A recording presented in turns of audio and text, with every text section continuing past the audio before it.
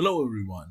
In this second video on the PLC series, we are going to talk about different programming languages that exist for PLCs. And in the upcoming videos, we are going to focus on the three main ones. So let's get started. So the IEC, the International Electrotechnical Commission, recognizes five different programming languages for PLCs. The first one, that is the most common one, and that is going to be our next video, is called the ladder logic or the ladder diagram, or LD, or as I said, ladder logic diagram, LLD, which is a graphical language. And that is very similar to relay diagrams. So I can say that the first advantage of it is if you have been an electrician and you have any background in electrical engineering, it is very easy for you to understand it. Okay, so this familiarity could be its first main advantage. And of course, then it is going to be easy for you to debug it as well. The widespread use, as I said, this is used in almost any PLC. I mean, the first language that you see in any PLC is ladder logic. So there is widespread use. And this is really good for systems that are simple on-off controls and stuff like that, discrete logic. This is really easy to use it for those kind of systems, as we'll see in the next video. The disadvantage is if the system is very complicated, this is going to be really busy diagram and cluttered, and it is going to make it very complex. The second one is these diagrams, they are not easy inside of them to do advanced logic. So if you have complicated conditionals and basically very complicated logics, loops, stuff like that, string manipulations, data processing, advanced mathematical operations, and so on, you don't see really much of blocks for that kind of thing, because you are basically working with relays for outputs and some kind of switches, normally open, normally closed for the inputs. So it's not really easy to show a logarithmic function, or I don't know, exponential or sine function with them and so on, or string or data processing. So they have a little bit limited advanced functionalities. And of course, they are typically made just like the relay systems. They are made for specific purposes. So you cannot make them modular. So you say, hey, this kind of ladder logic diagram is specifically for this kind of task. The other one is for another task. So you cannot make it really modular and reuse the ones that you have already made for other purposes. So this is the first one, ladder logic, okay? And we're going to see how it is working. But as I say, you look at some kind of relays for output, some kind of switches or connections for input.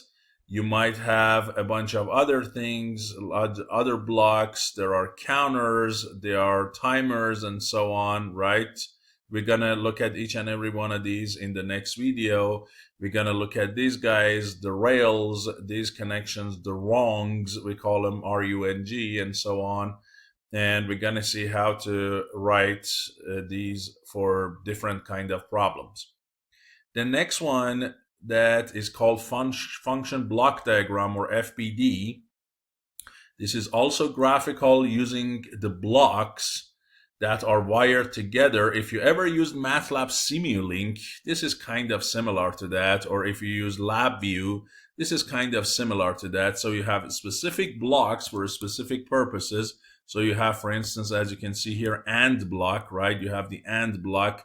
You have some pulses, you have some assignments, right? You can see there is this kind of block, bigger than or equal 1. This is like an OR block, and there are all sorts of things, counter blocks, and so on. And so basically you achieve a similar task with the ladder logic, but with these blocks that have a lot of inputs and outputs, and these inputs and outputs control lots of things for you. So you can do a little bit more complex programming with them. But again, these blocks are very specific blocks, and if you want to have very complicated logics and so on, you need to bring lots of these blocks and connect them. So again, it's a little bit limited for complex logic, although maybe a little bit better than the ladder logic, but still they have some limitations. Now, debugging of them could be complex if you don't have any knowledge about this kind of block diagrams and these visualizations. And the learning curve of it, if you are not again familiar with it, could be a little bit hard. But if you use Simulink or LabVIEW, this could not be really hard, and could be really easy to understand because it's very graphical, easy to understand if you are not really a hardcore programmer. And since these blocks can be used in any kind of program, it can be modular. They are good for analog systems, analog control system that involve PID, signal processing, and so on. And they are almost on any kind of PLC as well. So they are like the second popular kind of programming language on PLCs. And so they are also standard and used in almost any PLC.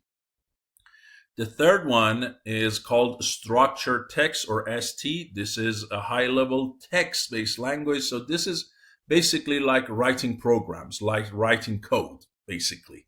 So you can do very advanced logic, advanced data handling, and this is like writing a code in Pascal or Python and so on. So it's really powerful. You can do literally anything that you want with it. And you can write different functions or subroutines for different tasks, so you can make it modular and reusable.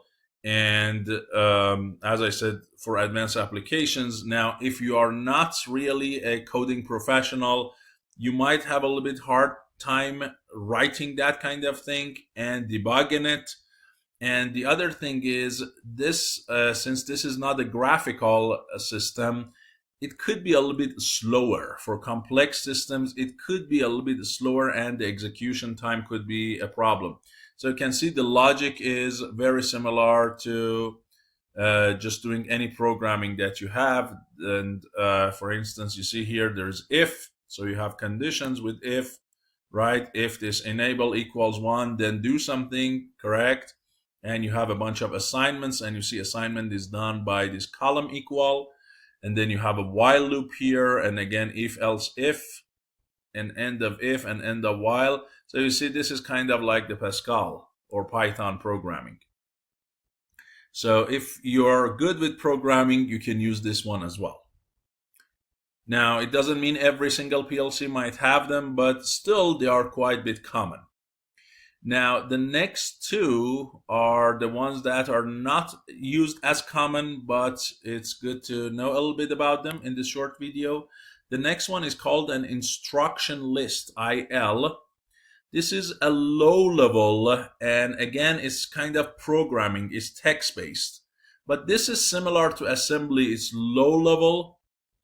And so, again, you can see that it's a program, it's a code, really. So it's very similar to structured text, but it's not close to human language. So you can see commands like LD for loading. You can, for loading a variable or data, you can see ST for storage, basically saving some data, right? Store, let's say. And then there is go to, which is typically not used anymore in any programming language. Older ones, they still have go to, which makes you basically go from where you are to another specific line. So you go to a specific place in the code. These days, they are all replaced by loops and conditions, and really good programmers advise you to not use go to as much as possible. And then if you want to call a function or a subroutine, you can basically do this call, okay? So here you're calling a function to do something. So this is kind of like assembly. You have to define your variables, start with program, define the variables, and then write your commands one by one. So again, it's a program, but it's not as easy as something like this with if and while, okay? Now, what's good about it, because Basically, this is a low-level language. It could be quite a bit easier and faster to run compared to structured text because it's low-level language, and also it uses minimal memory, so it could be efficient. And of course, you can directly control process operations because it's a low-level language. Now, on the other hand, it could be quite a bit hard. I mean, even if you are a good programmer, you might never use assembly language. So it could be a little bit hard to do low-level programming. It's not as intuitive as a language like Pascal as compared to language like Pascal or Python, and they are being obsolete. So they are kind of getting removed from most of the PLCs. This is kind of too old-fashioned. Okay, so if you want to really write code, they are offering this structured text for you if you don't care super too much about time. Now, remember that these block diagrams can be incorporated in other things too, and this one, and there are scenarios that you can combine basically different formats of these languages. You are not necessarily limited to one. The last one is called the Sequential Function Chart, or SFC. Again, this one is a visual one. It's similar to flowcharts. And basically, the main two components of it are transitions and steps. So there are steps and there are transitions. And if you ever work with Simulink, MATLAB Simulink Stateflow, this is kind of similar to that. It is good for working in systems that are based on the idea of states and transitioning from one state to another. Okay, so this is, as I said, really good for that scenario here, for sequential operations and the systems that are step-based processes. Okay, and you can easily see that, visualize the flow of then the transitions. You can make it modular, and they are relatively compact, and you can integrate them with other languages like ladder logic or structured text as well. Now, of course, if you don't know about this step machines and so on, you might have a little bit hard time learning them.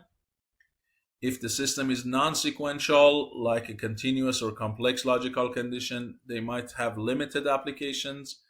And of course, not all PLCs are supporting this kind of sequential function charts, which you go from one state to the next, to the next, to the next, based on specific transition that need specific conditions. So this language 5, as I said, is not supported by most PLCs, and 4 is becoming obsolete. So the 3 that, or the 2, I would say, that we really want to focus on are the first 2, which is specifically ladder logic, which is the most common one, and the second one is function block diagrams, specifically for Siemens, because it has a collection of lots of good block diagrams and blocks. And structured text, we might not necessarily focus too much on it, as it's basically similar to any programming language that you learned, like Pascal or something, or Python.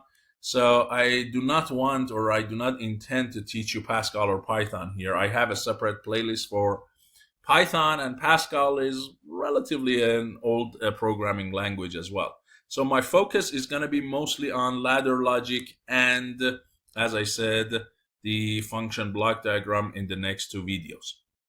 Okay, hopefully this introduction was useful to you, and stay tuned for my next video where I'm going to talk about ladder logic, and we're going to see a bunch of examples. So this video did not have examples, but when we get into ladder logic, you're going to see different systems and the ladder logic solution for implementing their controls.